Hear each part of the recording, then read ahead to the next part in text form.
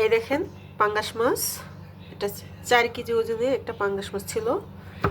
তা মাছগুলো আমি কাইটা প্রথমত রক্তের পানিগুলো সব ধুয়ে ফালাইয়া ঠান্ডা পানি দিয়ে লেবুর রস দিয়ে ভিজিয়ে রাখছিলাম। এই দেখেন ময়লা কি পরিমাণ ময়লা কাটছে, যত আপনার বিজলাগুলো ছিল বিজলাগুলো কেটে যাবে। এখন আমি গরম পানি দিয়ে মাছগুলো ধুয়ে নেব।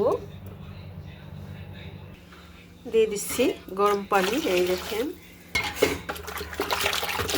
গরম পানি দিয়ে ভাসিয়ে সুন্দর করে বেশি করে গরম পানি দিয়ে কুসুম কুসুম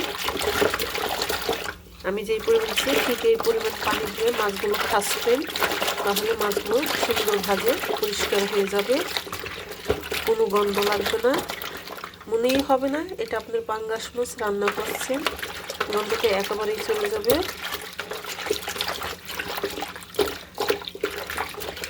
এটা মজাও লাগবে।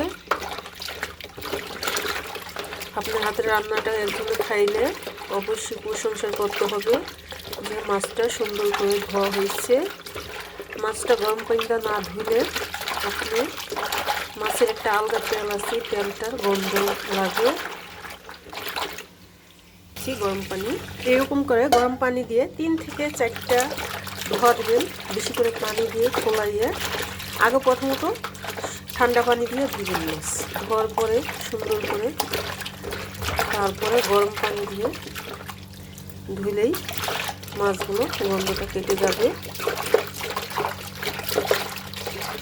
সবচেয়ে মাছ আপনি মাটির হাঁড়িতে ধুলে ভালো হয়। আমাদের বাইরে তো এরকম বড় মাছের হাঁড়ি পাওয়া যায় না, গেল অনেক প্রচুর দাম। বম শুধু ফালাইতেই আছে, যুদ্ধ আমাদের দেশে যুদ্ধ, ও মা 3টা মারা হয়ে গেল গা।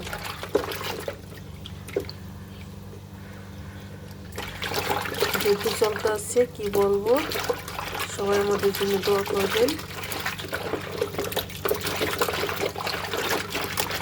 ঠিক আমি যেভাবে মাছগুলো ধুয়ে পরিষ্কার করে নিলাম, এভাবে আপনারা আমার মতন চাইলে পরিষ্কার করে দেখতে পারেন। আসলে সত্যি না মিথ্যা বলছি আমি।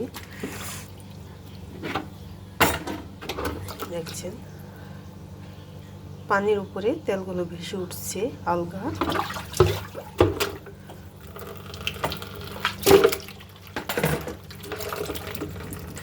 আবারও গরম পানি দিয়ে দিচ্ছি। দেখুন লাস্টের ধোয়াগুলো গরম পানিটা দিলেই সবচেয়ে সুন্দর হয়। তা আমি এভাবে ধুয়েছি, চাইলে আমার মতন ধুয়ে আপনারা ট্রাই করে দেখতে পারেন। আশা করি ভালো লাগবে। আপনারা ভালো থাকবেন, সুস্থ থাকবেন, খুদা হাফেজ।